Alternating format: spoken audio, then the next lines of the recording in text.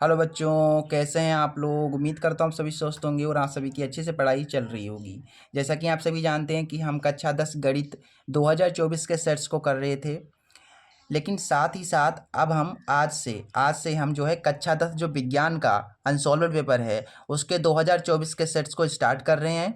2024 के सेट्स को करने के बाद हम 2023, 22 और 21 के भी कराएंगे। ठीक है, चलिए 2024 का जो सेट 1 है उससे स्टार्ट करते हैं और वीडियो को कर दो लाइक, क्योंकि बाद में आप भूल जाते हो। देखो, सेट्स को करना बहुत ही ज़्यादा इंपॉर्टेंट है। अगर आप बोर्ड एग्जाम में 95+ लाना चाहते हो तो सेट्स को सॉल्व करने के अतिरिक्त इससे मतलब बेस्ट ऑप्शन कोई होगा ही नहीं। सेट करना सबसे बेस्ट रहता है। ठीक है, जिन बच्चों ने जो आपने देखा होगा कि जो टॉपर हैं, जो टॉपर्स की जो बेस्ट चॉइस है वो है अनसॉल्व्ड पेपर। लास्ट के जो कुछ मंथ रह जाते हैं तो जो टॉपर हैं वो क्या करते हैं, अनसॉल्व्ड पेपर सॉल्व करते हैं। अगर आप भी टॉप करना चाहते हैं तो अनसॉल्व्ड पेपर को सॉल्व कीजिए।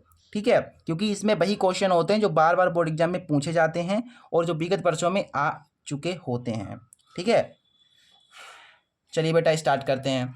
2024 का जो सेट 1 आईजे है, इसके जो ऑब्जेक्टिव्स हैं, देखिए 1 से लेकर के कितने ऑब्जेक्टिव हैं, इसमें 20 ऑब्जेक्टिव हैं। ठीक है, इसमें आपको फिजिक्स, केमिस्ट्री और बायोलॉजी तीनों विषयों के जो है आपको ऑब्जेक्टिव देखने को मिलेंगे। वो आप खुद कंप्लीट कर लीजिएगा। ठीक है, ऑब्जेक्टिव हैं, टिक लगा करके आप देख लीजिएगा, ये तो सरल ही हैं। ठीक है, इसके जो न्यूमेरिकल्स हैं, जो फिजिक्स के न्यूमेरिकल्स हैं और जो केमिस्ट्री की संरचनात्मक सूत्र हैं, आईयूपीएसी नामकरण हैं, जो रिएक्शंस हैं, वो हम आपको बताएंगे। ठीक है, न्यूमेरिकल्स पहले करेंगे, उसके बाद जो है संरचनात्मक सूत्रों को पढ़ेंगे और फिर हम आईयूपीएसी नामकरण करेंगे और जो कुछ रिएक्शंस हैं उनको भी समझेंगे। ठीक है, चलिए तो बेटा जो पहला हमारा जो न्यूमेरिकल है, सबसे ज़्यादा इंपॉर्टेंट जो न्यूमेरिकल है वो क्या कह रहा है, 4 नंबर का क्वेश्चन है बेटा। 4 नंबर का ये प्रश्न आया था। ठीक है, देखिए यहाँ पर क्वेश्चन कह रहा है कि एक उत्तल दर्पण से 25 सेंटीमीटर दूर रखी वस्तु का प्रतिबिंब वस्तु की लंबाई का आधा बनता है। ठीक है, तो हमें दर्पण से प्रतिबिंब की दूरी तथा दर्पण से फोकस की दूरी हमको बतानी है। मतलब प्रतिबिंब की दूरी बतानी है और फोकस की दूरी बतानी है। ठीक है, चलिए यहाँ पर इस क्वेश्चन को करते हैं। देखिए यहाँ पर ध्यान से पढ़ लीजिए, एक उत्तल दर्पण है, उत्तल दर्पण से 25 सेंटीमीटर दूर रखी वस्तु, अच्छी बात है। देखिए यहाँ पर हमारे पास 2 क्वेश्चन है, हमें निकालना है दर्पण से प्रतिबिंब की दूरी और दर्पण से फोकस की दूरी निकालनी है। ठीक है, चलिए देखिए कैसे करेंगे। तो प्रतिबिंब की दूरी यानी कि हमें v निकालना है। क्या निकालना है, हमें निकालना है v। और फोकस दूरी यानी कि मुझे f निकालना है। हमें ये चीज़ें निकालनी हैं। और हमें क्या दिया गया, हमें उत्तल दर्पण दिया गया है। कौन सा दर्पण है बेटा, उत्तल दर्पण है। उत्तल दर्पण है, तो उत्तल दर्पण जब भी होता है तो u जो होता है बेटा वो होता है माइनस। ठीक है, और जो b और f होता है वो होता है प्लस। ठीक है, तो इसमें हमको क्या दिया गया है, हमें दिया गया है 25 सेंटीमीटर दूर रखी वस्तु। जो वस्तु की स्थिति है वो कैसी है, 25 सेंटीमीटर दूर रखी है। ठीक है, तो वस्तु को हम किससे प्रदर्शित करते हैं बेटा, u से। तो हमें जो u दे रखा है, ठीक है, जो वस्तु की स्थिति दे रखी है वो दे रखी है 25 सेंटीमीटर। ठीक है, क्वेश्चन में आपने देखा होगा, देखिए यहाँ पर देखिए ध्यान से, कह रहा है कि 25 सेंटीमीटर दूर रखी वस्तु। तो जो वस्तु की स्थिति है वो कैसी है, 25 सेंटीमीटर दूर है। अच्छा, मैंने आपको बताया कि उत्तल दर्पण हो तो जो u होगा वो आपको लेना है माइनस, ऋणात्मक लेना है, तो ये आपको जो है माइनस में लेना पड़ेगा। ये चीज़ तो समझ में आ गई। ठीक है, हमें हमें b निकालना है और f निकालना है। ठीक है, हो जाएगा। देखिए इसमें कोई चिंता वाली बात नहीं है, लेकिन कंडीशन जो हमें दे रखी है उसको यूज़ करेंगे हम। देखिए यहाँ पर बताया गया कि वस्तु का प्रतिबिंब वस्तु की लंबाई का आधा है। मतलब जो प्रतिबिंब है बेटा, जो प्रतिबिंब की लंबाई है वो वस्तु की लंबाई की आधी है। ठीक है, अगर वस्तु की लंबाई 10 है तो प्रतिबिंब की लंबाई 5 होगी, ऐसे करके। ठीक है, चलिए तो मैं यहाँ पर मान लेता हूँ। ठीक है, यहाँ पर क्या करूँगा, पहले मान लूँगा कि जो प्रतिबिंब है उसकी हाइट जो है, जो h है, वो मैं मान लेता हूँ x है। अगर भाई प्रतिबिंब की हाइट x है तो क्या, तो जो u यानी कि वस्तु की हाइट होगी वो क्या होगी, इसकी डबल होगी। भाई देखो समझो बात को, जो प्रतिबिंब की हाइट है, जो प्रतिबिंब की लंबाई है वो वस्तु की लंबाई की कैसी है, आधी है, तो ये दुगनी होगी फिर, है कि नहीं। अगर मुझे मान लीजिए b पता है, जो प्रतिबिंब की लंबाई है हमें पता है, हमें x पता है, तो वस्तु की लंबाई कैसे निकलेगी, 2 से गुणा कराने पर। ठीक है, चलिए ये चीज़ हमें पता चल गई। तो आपको ये चीज़ पता होनी चाहिए, m बराबर होता है HV/HU और इसे हम कहते हैं बी अपॉन यू, यू के बराबर ऐसे करके, ठीक है। तो हमें एम देखिए, एम बराबर एच बी, इसको भी छोड़ दीजिए, इसको मत लीजिए, ठीक है, छोड़ दीजिए। ये मान के चलो एम बराबर होता है H B upon H U, प्रतिबिंब की लंबाई बटा वस्तु की लंबाई। तो हमें ये कितना दे रखा है, एच बी कितनी है हमारे पास, एक्स है, ठीक, और एच यू कितना है, 2x है, ठीक है। चलो अब यहाँ से देखिए x से x कट गया तो ऊपर केवल 1 बचा, ठीक है। तो हमारे पास क्या आ गया, हमारे पास आ गया m बराबर 1/2, और m किसके बराबर होता है, ये होता है b अपॉन यू के बराबर, ठीक है। तो यहाँ से हमको क्या मिल गया भाई, हमें यहाँ से देखिए क्या मिल गया, हमें यहाँ से मिल गया 1/2 बराबर v अपॉन यू, ठीक है। तो यहाँ से देखो 1/2, बी तो हमें ज्ञात करना है, और यू हमको दे रखा है, यू हमें कितना दे रखा है, 25 सेंटीमीटर दे रखा है, माइनस का 25 सेंटीमीटर दे रखा है। इधर गुणा कराएंगे तो हो जाएगा 2v, और 25 की इधर गुणा हो जाएगी तो माइनस का 25 सेंटीमीटर, और बी बराबर आ गया देखिए 25 को 2 से भाग करना है, तो यहाँ से मिलेगा मुझे 2 एकम 2, 2 दूना 4, 12.5 सेंटीमीटर। तो जो हमें बी मिल गया है वो कितना मिल गया बेटा, बी हमें मिल गया 12.5 सेंटीमीटर, माइनस का 12.5 सेंटीमीटर। तो हमें पहले क्या निकालना था बेटा, हमें निकालना था दर्पण से प्रतिबिंब की दूरी। तो दर्पण से प्रतिबिंब की दूरी कितनी आ गई, 12.5 सेंटीमीटर आ गई, ठीक है। चलो ये तो हमें मिल गया, अब हमें एफ निकालना है, चलिए एफ भी निकाल लेंगे, कोई दिक्कत वाली बात नहीं है। देखो यहाँ पर तो ऐसे करके लिख दो, इसलिए दर्पण से प्रतिबिंब की दूरी कितनी होगी बेटा, 12.5 सेंटीमीटर होगी। ये माइनस को भूल जाओ, ठीक है, वो तो स्थिति बताता है, ठीक है। ये चीज़ हमें मिल गई। अच्छा भाई, प्रतिबिंब की दूरी मिल गई, और हमें क्या निकालना था, हमें निकालना था दर्पण से फोकस की दूरी, हमें एफ भी निकालना था। चलो एफ भी मिल जाएगा, कोई दिक्कत नहीं है। हमें ये बी मिल गया, देखो बेटा यहाँ पर ध्यान से देखो, हमें यू पता है और हमें बी भी मिल गया। तो यू पता है, बी मिल गया, तो हम डायरेक्ट दर्पण का सूत्र लगा देंगे अब, क्योंकि दर्पण की बात करिए तो दर्पण का सूत्र लगाएंगे अब हम, ठीक है। तो ऐसे लिखो कि दर्पण के सूत्र से, दर्पण का सूत्र क्या होता है, ये होता है 1/f बराबर 1/v प्लस 1/u। अगर यहाँ पर लेंस होता तो केवल यहाँ पर माइनस कर देते, ठीक है।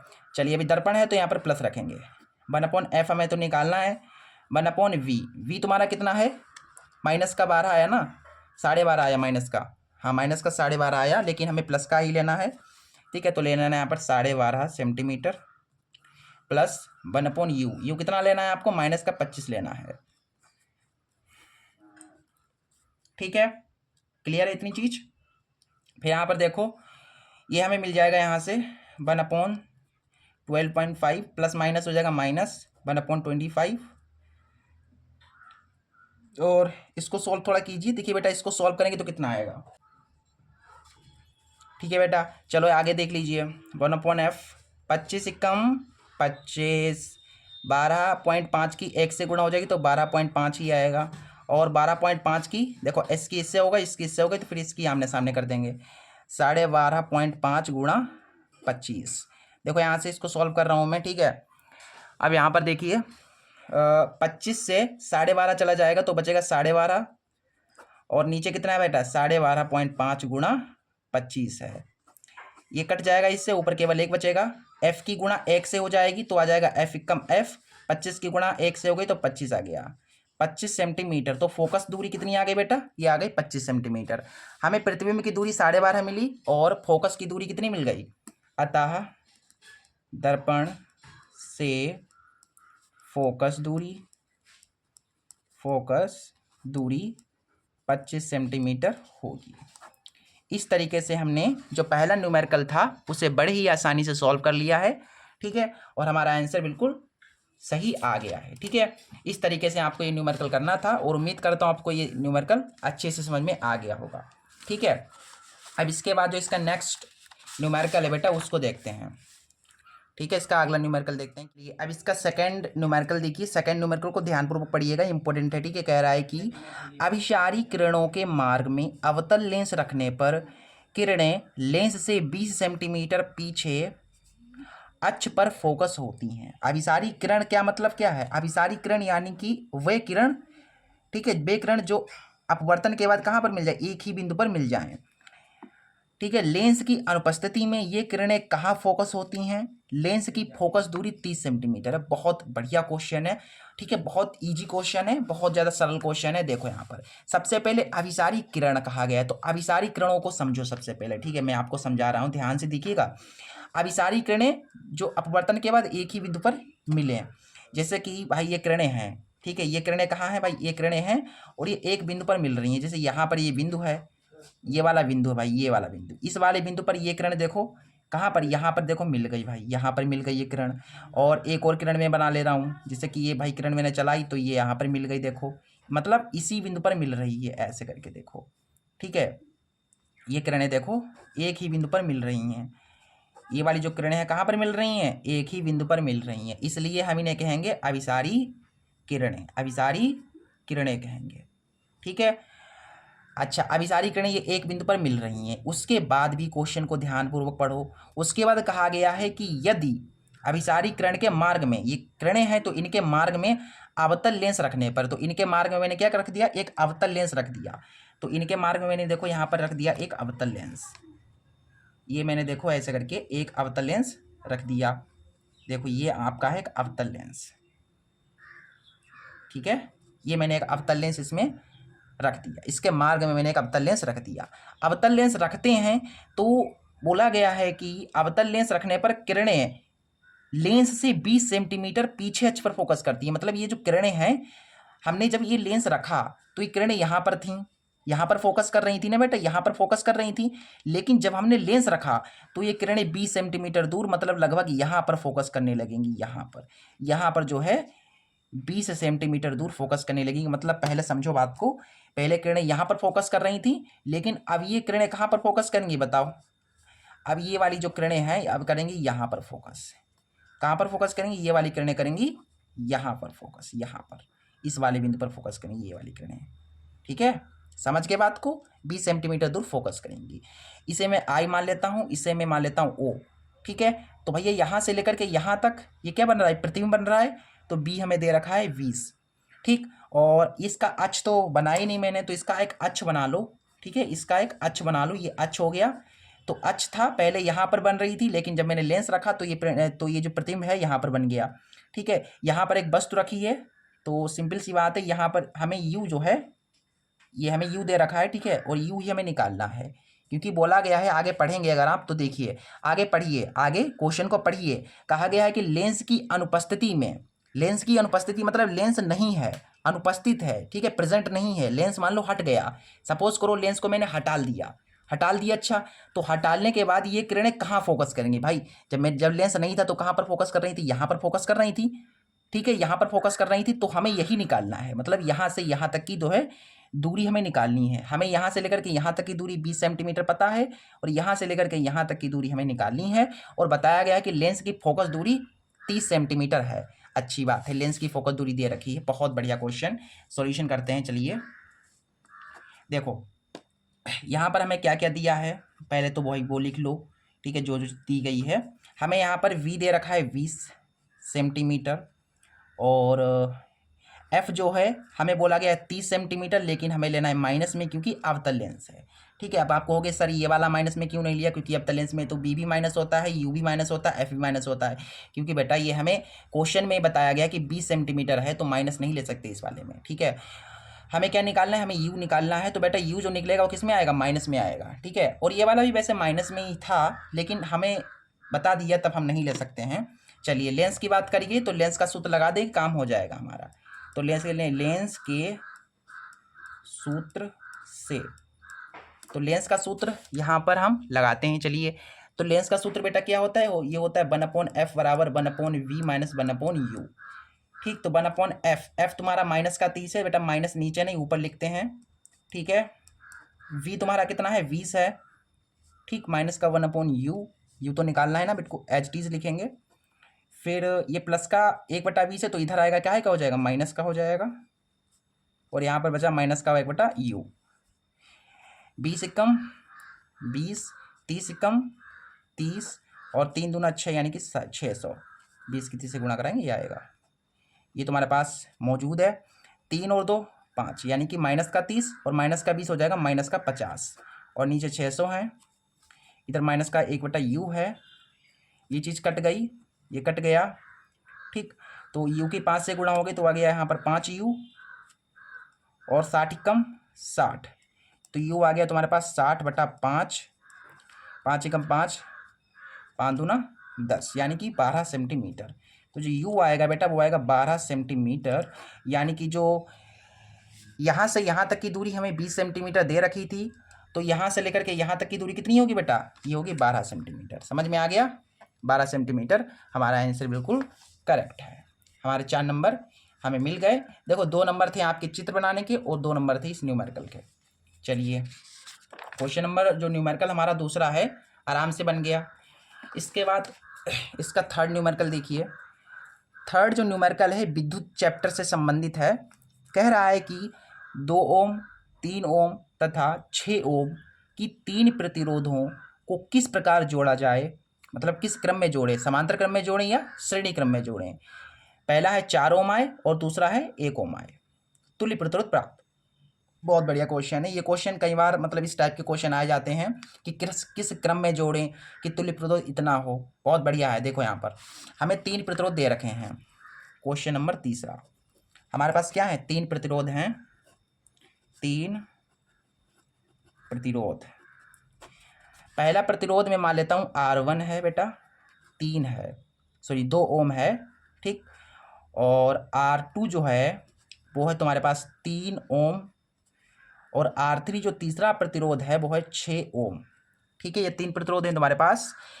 पहला है जो तुल्य प्रतिरोध आए वो कितना आए, तुल्य प्रतिरोध 4 हो, मतलब इनको हम किस क्रम में जोड़ें कि हमें जो उनका प्रतिरोध तुल्य प्रतिरोध जो प्राप्त हो वो 4 ओम प्राप्त हो। और दूसरा है 1 ओम प्राप्त हो, कितना 1 ओम। तुल्य प्रतिरोध कितना हो, तुल्य प्रतिरोध 1 ओम हो। मतलब ये है कि भाई 3 प्रतिरोध हैं, इन्हें किस क्रम में जोड़ें कि हमारा टोटल प्रतिरोध इतना आ जाए, टोटल रेसिस्टेंट इतना आए और दूसरे में एक आना चाहिए। चलो क्वेश्चन करेंगे, समझ में आ जाएगा, टेंशन मत लो, ठीक है। सॉल्यूशन करना है यहाँ से। देखो पहले पूरा क्वेश्चन देखा करो, पहले से इतना ज़्यादा दिमाग मत लगाया करो कि आप जो है नर्वस हो जाओ, ऐसा नहीं करना है आपको। बिल्कुल जो है पूरा क्वेश्चन देखना है, उसके बाद भी समझ में ना आए तो दोबारा देखो। अगर फिर भी समझ में नहीं आए तो हमसे आप कमेंट करके पूछ सकते हैं, ठीक है। चलो तो इसमें हमें 4 पहले लाना है, तो 4 लाने के लिए हम क्या करते हैं, हम ऐसा करते हैं जो R1 है, जो R1 है बेटा, यहाँ पर R1, ठीक है, और R1 को श्रेणी क्रम में, ठीक है। और जो R2 है, जो R2 है यहाँ पर, और जो R3 है, R2 और R3 को कैसे क्रम में जोड़ देंगे हम, समांतर क्रम में जोड़ देते हैं। मतलब R2 और R, देखो यहाँ पर समझो बात को, मैंने ये जो R1 है हमें कितना लाना है, हमें 4 लाना है, हमें किसी भी हालत में 4 लाना है। तो मैं क्या करूँगा कि जो R1 है इसको श्रेणी क्रम में और जो R2 और R3 हैं इसको समांतर क्रम में जोड़ देंगे तो हमें 4 प्राप्त हो जाएगा। देखिए कैसे, तो ऐसा करके लिख भी सकते हैं कि जब R2 व R3 को किस क्रम में, समांतर क्रम में जोड़ा जाए तथा R1 को श्रेणी क्रम में, तब जब जोड़ा जाएगा तब देखिए समांतर क्रम में बेटा किसे जोड़ रहे हैं हम, R2 और R3 को। तो समांतर क्रम की जो कंडीशन होती है, जो समांतर क्रम की कंडीशन होती है वो क्या होती है, देखो यहाँ पर क्या है, समांतर क्रम है, कौन सा क्रम है बेटा, समांतर क्रम। एक बार मैं फिर से लिख देता हूँ, समांतर क्रम है। तो समांतर क्रम की जो कंडीशन रहती है, जो तुल्य प्रतिरोध की कंडीशन होती है वो होती है 1/R बराबर 1/, हम किन्हें, समांतर क्रम है ना, तो समांतर क्रम के लिए क्या करेंगे बेटा, बट्टे में इनको कर देंगे, मतलब उल्टा करके जोड़ देना है। तो ये R2 है इसका उल्टा कर दो प्लस R3।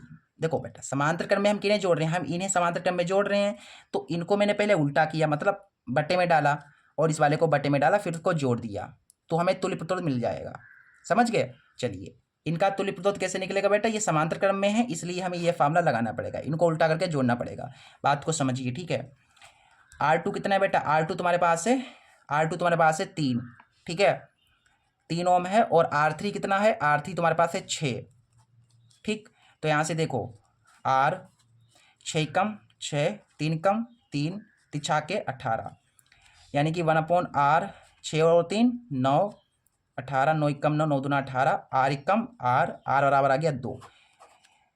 तो ये हमारे पास आ गया तुल्य प्रतिरोध यहाँ का तुल्य प्रतिरोध इतना आ गया। ठीक है, यहाँ का तुल्य प्रतिरोध कितना है बेटा, यहाँ और यहाँ का आ गया 2 ओम। अच्छा 2 ओम आया। ठीक है, ये 2 ओम है और यहाँ पर भी तो 2 ओम था बेटा, यहाँ पर भी तो 2 ओम है, तो 2 ओम ये और ये 2 ओम, तो टोटल कितना हो जाएगा, टोटल हो जाएगा तुम्हारे पास 4 ओम। इसलिए तुल्य प्रतिरोध तुल्य प्रतिरोध कितना होगा, देखो यहाँ का कितना निकाला मैंने, यहाँ का निकाला 2। ठीक, और प्लस ये वाला भी 2 है, क्योंकि ये और ये भी जुड़ेगा तो टोटल निकलेगा। तो कितना आ जाएगा बेटा, 2 और 2 4 ओम। यानी कि देखो ये 4 ओम ही हमको लाना था पहले, तो 4 ओम देखो आ गया। इसके बाद हमें लाना है 1, तो 1 लाने के लिए ऐसा करते हैं हमें 1 लाना है, तो 1 तो बहुत आसानी से आ जाएगा। देखिए हमें अब की बार 1 लाना है। ठीक है, सेकंड वाले में हमको क्या करना है, 1 लाना है। तो 1 लाने के लिए हम ऐसा करते हैं, जो तुम्हारे R1 R2 और R3 हैं इन्हें हम श्रेणी क्रम में जोड़ देते हैं। श्रेणी क्रम में नहीं ऐसा करोगे, श्रेणी क्रम में जोड़ोगे तो नहीं आ पाएगा बेटा, वो तो नहीं आएगा, समांतर क्रम में जोड़ दो। ठीक है, ऐसा करो, देखो ये R1 है, R1 उसके बाद ये वाला जो है तुम्हारा R2, ठीक, और इसके बाद ये रहेगा तुम्हारा R3। मतलब ये है, मैंने इन तीनों को कैसे जोड़ दिया, किस क्रम में जोड़ दिया, इन तीनों को मैंने जोड़ दिया समांतर क्रम में। ठीक है, इन तीनों को मैंने कौन से क्रम में जोड़ दिया, समांतर क्रम में जोड़ दिया। अब समांतर क्रम में जोड़ेंगे तो हमें 1 मिल जाएगा, देखना अभी। तो ऐसे लिखो कि जब R1 R2 व R3 को, देखो हिंदी में आपको इतना लिखना है, ठीक है, तभी आपको पूरे नंबर मिलेंगे, को समांतर क्रम में जोड़ा जाए तब तुल्य प्रतिरोध 1/r बराबर, देखो समांतर क्रम में है तो इनका उल्टा करो। जैसे R1 को उल्टा कैसे करोगे, 1/r1, और R2 को 1/r2, इसको उल्टा करो 1/r3। फिर इनको मैंने देखो जोड़ दिया। ठीक है, अब इनको मान रख करके सॉल्व कर दो। ठीक है, R1 तुम्हारे पास कितना है, R1 तुम्हारे पास है 2 3 फिर 6, यानी कि ये 2 है और ये नीचे 3 है और ये वाला 6 है। बेटा इनको सॉल्व करोगे तो 1 आएगा। अभी देखिए कैसे आता है 1, चलिए सॉल्व करते हैं। 1/r, इनका लासा देखिए, 2 है 3 है और 6 है, तो इनका लासा क्या आएगा, देखो 2 कम 2, और यहाँ से ये 3 2 तियाँ 6, 3 2 तियाँ 6, इनका लासा बेटा आएगा 6, 2 तियाँ 6, 3 3 दूना 6, 6 कम 6, यहाँ से 3 2 5 और 1 6, 6/6, 6 कम 6, यानी कि आ गया यहाँ से, और नीचे 1 है, r की 1 से गुणा होगी r, 1 की 1 से गुणा होगी 1। देखो हमें यही चाहिए था और ये आ गया तुम्हारा आंसर। ठीक है, इस तरीके से जो है हमने तीसरा जो न्यूमेरिकल है वो भी हमने कंप्लीट कर लिया है। अच्छा भाई, इसके बाद भी कोई न्यूमेरिकल है, देखते हैं।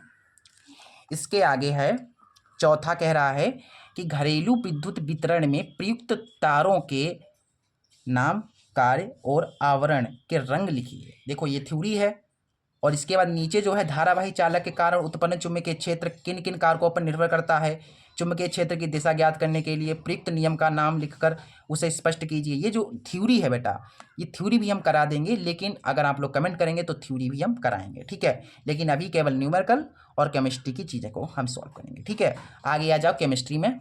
उपखंड खा जो केमिस्ट्री है उसका जो है पहला क्वेश्चन देखिए, 5वां कह रहा है कि निम्नलिखित यौगिकों के संरचनात्मक सूत्र लिखने हैं। कैसे संरचनात्मक सूत्र, पहला है एथेनोइक अम्ल, दूसरा है मैथेनल, उसके बाद है एक क्लोरोप्रोपेन और एक नाइट्रोमेथेन। चलिए अब हम केमिस्ट्री पर आते हैं।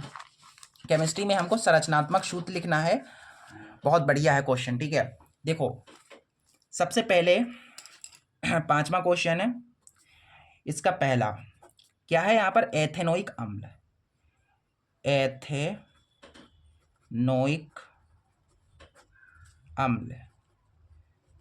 एथेनोइक अम्ल हमें क्या लिखना है, इसका संरचनात्मक सूत्र, स्ट्रक्चर बनाना है। ठीक है, तो सबसे पहले देखो एथेनोइक है, तो इसमें क्या है, इसका सूत्र क्या हो जाएगा एथेनोइक अम्ल का, एथ है मैंने 2 कार्बन होंगे। ठीक है, तो इसका तुम्हारा और ओइक है यानी COOH होगा। सिंपल से सूत्र रहेगा CH3COOH, ये रहेगा उसका सूत्र। एथेनोइक अम्ल का ये सूत्र होता है। नहीं तो आप ऐसे समझ लो, एथ है तो meth, eth, prop, but, pent, hex, hept, टॉक, नॉन डेक, वो आपको जो है सारणी याद करनी होगी बेटा। अगर ये आपको नहीं आता है, ठीक है, तो मैंने एक स्पेशली वीडियो बनाई है जिसमें मैंने संरचनात्मक सूत्र बनाना सिखाया है। वो वीडियो आपको लिंक जो है डिस्क्रिप्शन में मिल जाएगी, वो वीडियो देख लीजिए, आपको समझ में आ जाएगा। वैसे इसमें भी मैं समझाने की पूरी कोशिश करूंगा। एथेनोइक अम्ल का ये सूत्र रहेगा, ठीक है। तो इसमें तुम्हारे पास एथ है, एथ का मतलब 2 कार्बन, ठीक है। मैथ का मतलब 1 कार्बन है, समझो ये मैथ है, तो मैथ का मतलब 1 कार्बन। एथ, एथ का मतलब 2 कार्बन। प्रोप, प्रोप का मतलब 3 कार्बन। ऐसे ही चलता जाएगा, 10 तक जाता है। डेक फिर आता है, डेक को 10 कहते हैं, ठीक है। ये प्रॉपरली देखने के लिए लिंक आपको डिस्क्रिप्शन में मिल जाएगी, वहाँ से देख लीजिए, प्रॉपर बिल्कुल पढ़ाया है। तो यहाँ पर क्या है, एथ है, तो एथ बोले तो 2 कार्बन, 2 कार्बन। तो इसमें देखो 2 कार्बन है सूत्र में, तो 2 कार्बन है, तो 2 कार्बनों को मैं ऐसे लिख लूँगा, ठीक है।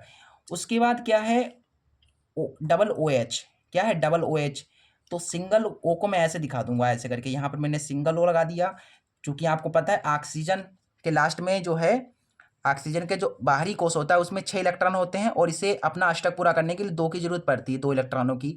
तो इसने देखो 2 की साझेदारी कर ली। उसके बाद ओ एच है, तो ओ एच के साथ ऐसे साझेदारी करा देनी है। कार्बन के लिए देखो 1 2 3 हो गया, क्योंकि कार्बन जो है, कार्बन ऐसा होता है, इसके बाहकोश में 4 इलेक्ट्रॉन होते हैं, तो कार्बन देखो 4 ऐसा करके, तो 1 2 3 हो गया, तो इसका 1 बचा, तो 1 इसके साथ साझेदारी कर लेगा। इसके बाद मैंने आपको बताया कार्बन का कुछ इस प्रकार से स्ट्रक्चर होता है, तो इसका भी ऐसे ही कुछ होगा। इसमें कुछ नहीं तो H जोड़ दो, इनके साथ H जोड़ दो, और ये तुम्हारा हो गया स्ट्रक्चर कंप्लीट, ठीक है। आपको दिख रहा था, नहीं दिख रहा था, देखिए ऐसे है, ठीक है। ये आपका हो गया एथेनोइक अम्ल का।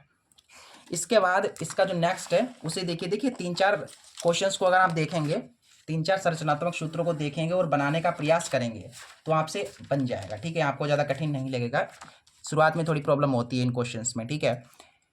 वो नॉर्मली सबके साथ होता है, मेरे साथ भी हुआ था, लेकिन आपको पूरा का जो है पूरी मेहनत करनी है, ठीक है, प्रैक्टिस करनी है, तभी आपको ये आ पाएंगे।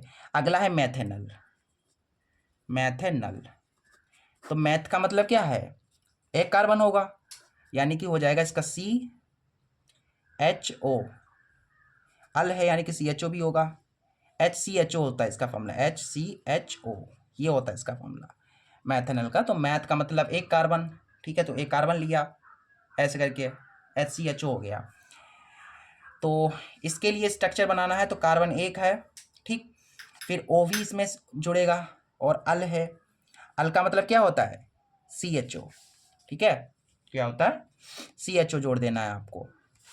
देखो यहाँ पर आ जाओ, कार्बन 1 है, कार्बन तुम्हारा क्या है, 1 है, और O है तुम्हारा, तो O के साथ, इसमें O तुमको दिख रहा है ना, तो O की साझेदारी कैसे कराते हैं, ऐसे करा देते हैं, 2 के साथ इलेक्ट्रॉन, इसमें 2 बचेंगे, इसके 2 बचेंगे ना कार्बन के, कार्बन के देखो, कार्बन के 1 2 हो गए, फिर 2 बचे हैं, तो 2 के साथ इसके साथ H जोड़ दो, ये वाले जो H हैं ये जोड़ दो, बस हो गया तुम्हारा कार्बन कंप्लीट, ठीक है।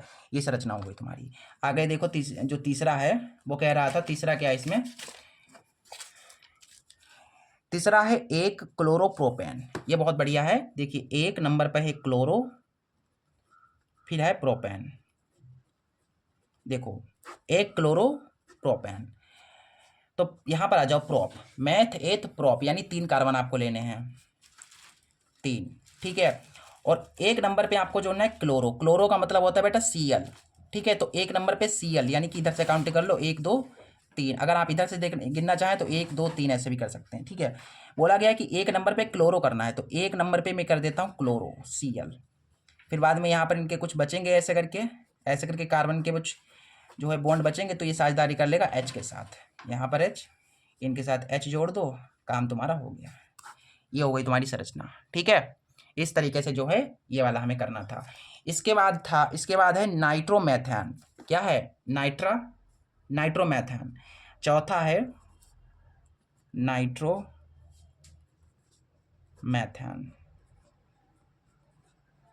अच्छा बेटा, नाइट्रो का मतलब क्या है बेटा, NO2, क्या है बेटा, NO2 है ना नाइट्रो का मतलब। बाकी मैथेन का मतलब है CH3, और नाइट्रो का मतलब NO2, ठीक, क्या है CH3, यहाँ पे मैंने H3 नहीं लिखा, CH3। मैथेन का मतलब CH3 और नाइट्रो का मतलब NO2। कार्बन तुम्हारा 1 रहेगा, ठीक है, और H तुम्हारे 3, तो ऐसा करके मैंने इधर 3 जोड़ दिए H, ठीक। और इधर इसके साथ क्या है N, मैंने N जोड़ दिया। और ऑक्सीजन कितनी है, 2 हैं, तो मैंने एक ऐसे ऑक्सीजन जोड़ दी। इसके जो है नाइट्रोजन का मतलब क्या होता है, नाइट्रोजन का परमाणु क्रमांक 7 होता है। इसका जब आप इलेक्ट्रॉन विन्यास करेंगे तो आ जाएगा 2,5, यानी इसके बाहर कोश में 5 होते हैं, 1 2 3 4 और एक 5, और ये हो गया O, ठीक है। ये दो इसके साथ भी तो करेगा ना साझेदारी, तो ये तुम्हारा जो है आराम से बन गया, ठीक है। समझ गए बात को, ये आपको ऐसे करना था, ठीक है। चलो भाई, ये क्वेश्चन हो गया, इसका जो है संरचनात्मक सूत्र में लिख दिया। इसके बाद जो है आगे अगला जो छठा क्वेश्चन है, कह रहा है कि विद्युत रासायनिक श्रेणी को स्पष्ट कीजिए और इसके 2 अनुप्रयोग लिखिए, ठीक है। आगे है मिश्र धातु किसे कहते हैं, कॉपर के 2 प्रमुख मिश्र धातुओं के नाम तथा उपयोग लिखिए। ये क्वेश्चन आप थ्योरी है, ठीक है, बाद में करा दूंगा। इसके आगे है, कह रहा है कि IUPAC, देखिए निम्नलिखित यौगिकों का IUPAC नाम लिखिए, ठीक है, ये मैं करा रहा हूँ। IUPAC हमें नाम लिखना है। पहला है HCHO, क्या HCHO है,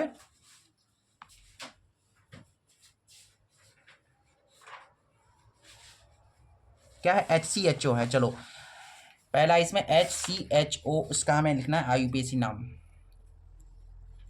HCHO का IUPAC नाम हमें लिखना है।